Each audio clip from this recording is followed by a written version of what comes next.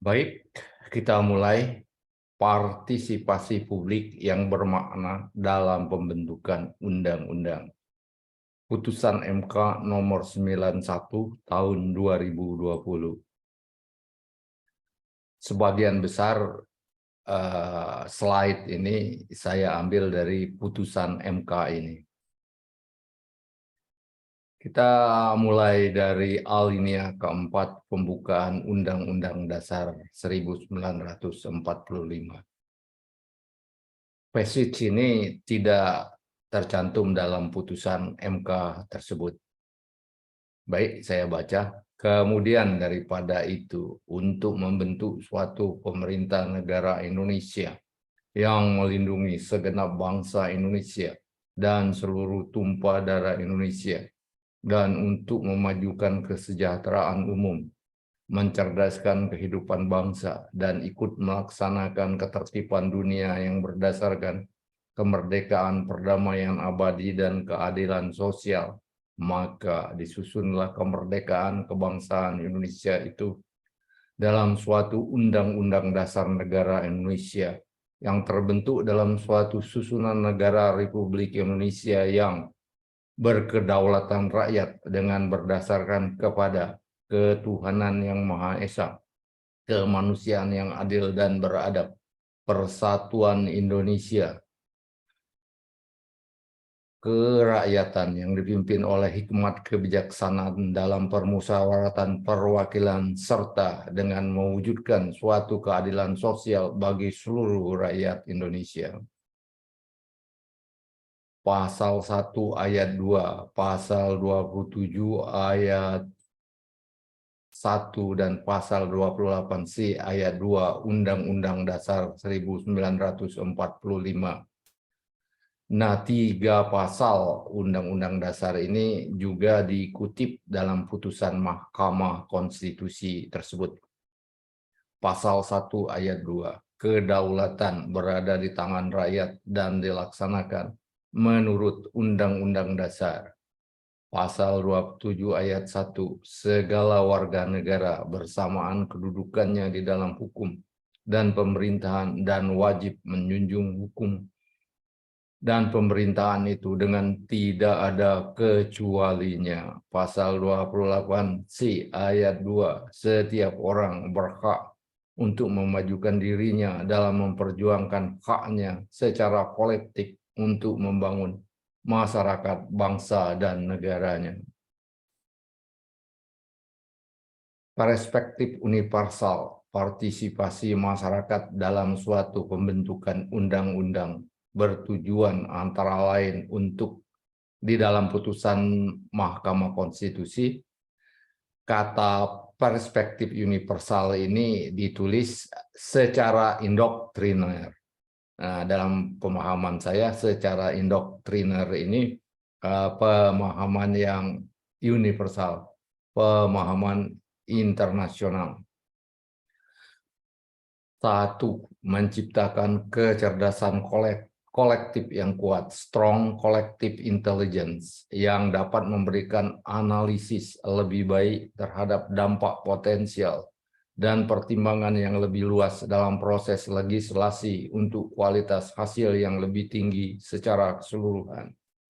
Membangun lembaga legislatif yang lebih inklusif dan representatif, inclusive and representative, dalam pengambilan keputusan. Meningkatnya kepercayaan dan keyakinan, trust and confidence, warga negara terhadap lembaga legislatif. Memperkuat legitimasi dan tanggung jawab bersama untuk setiap keputusan dan tindakan. Meningkatkan pemahaman tentang peran parlemen dan anggota parlemen oleh warga negara. Lanjut. Memberikan kesempatan bagi warga negara untuk mengkomunikasikan kepentingan-kepentingan mereka dan menciptakan parlemen yang lebih akuntabel dan transparan. Ini masih juga saya ambil dari putusan Mahkamah Konstitusi itu. 3 prasyarat partisipasi publik yang bermakna. Ini harus ada, ya. 3 syarat ini jadi disebut 3 prasyarat. Satu, hak untuk didengarkan pendapatnya, right to be heard. Hak untuk dipertimbangkan pendapatnya, right to be considered. Dan hak untuk mendapatkan penjelasan atau jawaban atas pendapat yang diberikan.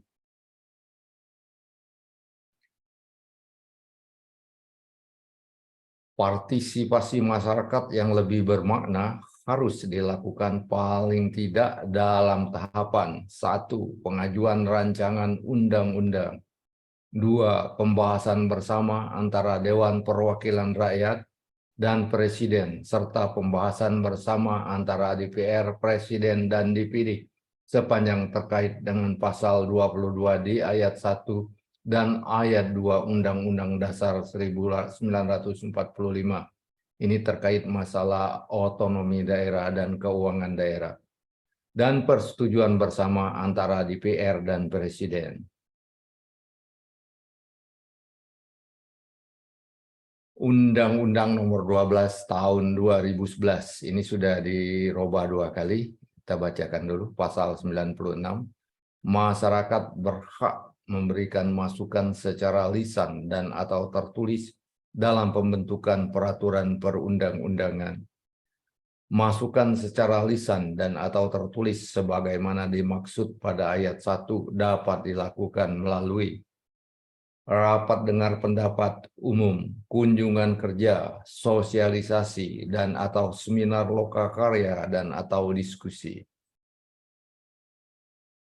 Nah, ini Undang-Undang Nomor 13 Tahun 2022 tentang perubahan kedua Undang-Undang Nomor 12 Tahun 2011 tadi ya, tentang pembentukan peraturan perundang-undangan. Pasalnya juga pasal sama, dibuat pasal 96 ya, kebetulan. Masyarakat berhak memberikan masukan secara lisan dan atau tertulis dalam setiap tahapan pembentukan peraturan perundang-undangan. Ayat 2-nya, pemberian masukan masyarakat sebagaimana dimaksud pada ayat 1 dilakukan secara daring dan atau luring. Jadi melalui internet atau tatap muka. Masyarakat sebagaimana dimaksud pada ayat 1 merupakan orang perseorangan atau kelompok orang yang terdampak langsung dan atau mempunyai kepentingan atas materi muatan rancangan peraturan perundang-undangan. Untuk memudahkan masyarakat dalam memberikan masukan sebagaimana dimaksud pada ayat 1, setiap naskah akademik dan atau rancangan peraturan perundang-undangan dapat diakses dengan mudah oleh masyarakat.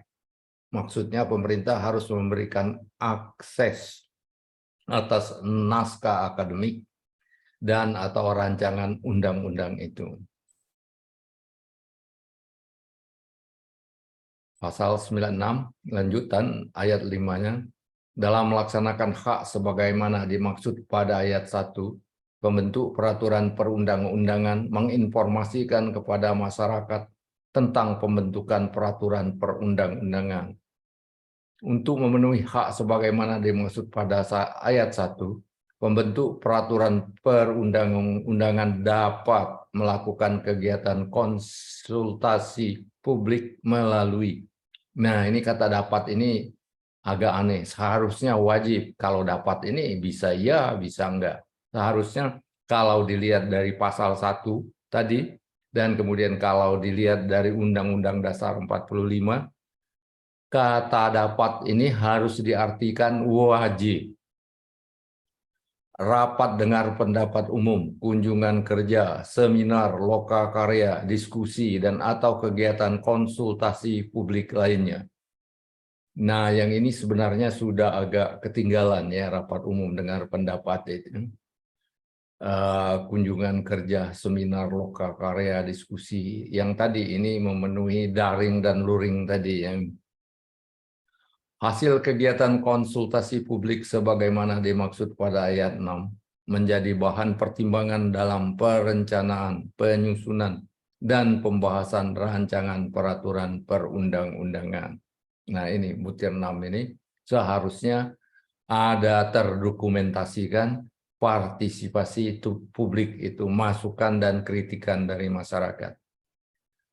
Pembentuk peraturan perundang-undangan dapat menjelaskan kepada ini, kata dapat ini lagi ya, dapat menjelaskan kepada masyarakat mengenai hasil pembahasan masukan masyarakat sebagaimana dimaksud pada ayat 1. Seharusnya kata dapat ini dibaca wajib karena ada 3 prasyarat partisipasi publik yang bermakna itu right to be heard, right apa itu ada 3 ya. Ketentuan lebih lanjut mengenai partisipasi masyarakat sebagaimana dimaksud pada ayat 1 sampai dengan ayat 8 diatur dalam peraturan DPR, peraturan DPD, dan peraturan Presiden. Nah ini, penulis tidak menemukan perpres ini di antara 134 perpres yang diundangkan dalam tahun 2022. Dan di antara 158 perpres yang sudah diundangkan dalam tahun 2023. Padahal undang-undang ini tahun 2012 ya udah 1 tahun, tapi perpresnya juga belum ada. Dengan kata lain, ya sistem dan mekanisme partisipasi publik yang bermakna itu belum tersedia. Tapi undang-undangnya sudah banyak. Apakah undang-undang ini termasuk undang-undang yang inkonstitusional semuanya? Nah, ini pandangan visioner ke depan, digitalisasi partisipasi publik. Kondisi ideal atau platform ideal guna mencapai tujuan partisipasi publik yang bermakna seperti termaksud pada butir 5B di atas adalah tersedianya aplikasi digital yang dapat digunakan secara interaktif antara seluruh pemangku kepentingan termasuk pemerintah dan DPR. Aplikasi ini sangat dibutuhkan untuk mendukung 3 tahapan pembentukan undang-undang sebagaimana tertuang dalam butir 5E dan butir 6. Pasal 96 Undang-Undang Nomor 12 Tahun 2011 di atas. Aplikasi digital termaksud pada butir 7 mencakup aplikasi LMS, Learning Management System, sistem manajemen pembelajaran. Adalah aplikasi perangkat lunak untuk administrasi, dokumentasi, pelacakan, pelaporan, otomatisasi, dan penyampaian kursus pendidikan, program pelatihan, materi atau program pembelajaran dan pengembangan. Konsep sistem manajemen pembelajaran muncul langsung dari e-learning. Nah, saya pernah dengar ini KPK juga sudah menggunakan LMS ini. Tapi seberapa jauh dan seberapa bermanfaatnya, saya belum melihat lebih lanjut. Saya belum menerima informasi lebih lanjut. Aplikasi digital termaksud perlu diberikan rumah atau jendela di masing-masing website pemerintahan dan DPR. Dengan kata lain, perlu ada menu partisipasi publik dalam setiap website pemerintah dan DPR, sehingga pemangku kepentingan data dapat langsung bergabung di jendela ini setiap saat. Ya. Setiap saat, kapan saja, dari mana saja, dan menggunakan device apa saja. Nah ini tadi, daftar undang-undang tahun 2022 dan 2023. Tahun 2023 itu ada satu undang-undang, Undang-Undang Nomor 6 2023 tentang penetapan Perpu Nomor 2 Tahun 2002 tentang Cipta Kerja menjadi undang-undang. Nah, ini jadi pertanyaan, apakah penetapan Perpu menjadi undang-undang ini dianggap juga pembentukan undang-undang sehingga memerlukan partisipasi publik. Jika ini dibaca harus memenuhi partisipasi publik, Undang-Undang Nomor 26 ini juga inkonstitusional, bertentangan dengan Undang-Undang Dasar 1945. Tahun 2022 ada 29 undang-undang, antara lain Undang-Undang Nomor 28 tentang APBN, Undang-Undang Nomor 26 tentang pertanggungjawaban APBN, Undang-Undang Nomor 23 tentang pendidikan dan layanan psikolog, Undang-Undang Nomor 13 tentang perubahan kedua atas Undang-Undang Nomor 22 Tahun 2011 tentang pembentukan peraturan perundang-undangan, Undang-Undang Nomor 3 tentang Ibu Kota Negara. Nah, ini Undang-Undang IKN ini sudah berapa kali digugat ke Mahkamah Konstitusi dan rasanya semuanya gagal gugatan itu. Undang-Undang Nomor 1 Tahun 2022 tentang hubungan antara pemerintah pusat dengan pemerintah daerah. Sedangkan tahun 2021 ada 11 undang-undang, antara lain Undang-Undang Nomor 7 tentang harmonisasi peraturan perpajakan, Undang-Undang Nomor 6 tentang APBN, Undang-Undang Nomor 3 tentang pertanggungjawaban APBN.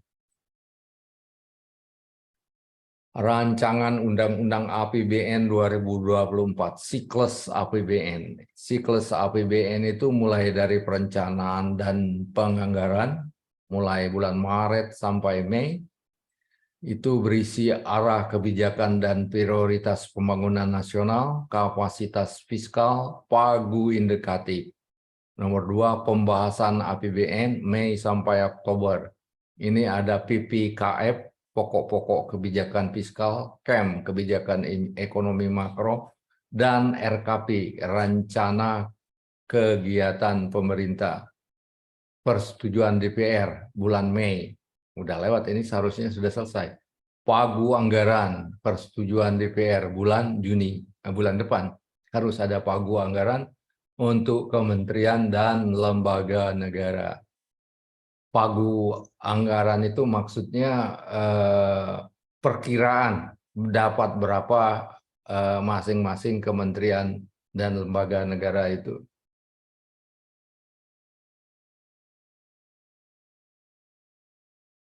Penetapan APBN akhir Oktober. Ini ada rancangan APBN, persetujuan DPR. Rancangan Undang-Undang dan Nota Keuangan Agustus. APBN, nah terbitnya Undang-Undang APBN ini akhir bulan Oktober. Rincian alokasi anggaran belanja pemerintah pusat, ini persetujuan DPR, dan ini dituangkan dalam Kepres akhir November. DIPA, Daftar Isian Pelaksanaan Anggaran, Kementerian dan Lembaga Negara, dan Non-Kementerian dan Lembaga Negara, Desember. Pelaksanaan APBN Januari tahun 2024. Pelaporan dan pencatatan APBN sepanjang tahun anggaran. Postur rancangan Undang-Undang APBN ini ada 4 bagian pokok ya. Yang pertama, nomor dan nama Undang-Undang APBN sesuai tahun fiskal, definisi pengertian-pengertian yang ada di dalam undang-undang ini, 3 komponen utama Undang-Undang APBN. 1, anggaran pendapatan negara, anggaran belanja negara, dan anggaran pembiayaan negara. Proyeksi masing-masing komponen utama APBN. Itulah kira-kira postur rancangan Undang-Undang APBN. Terima kasih.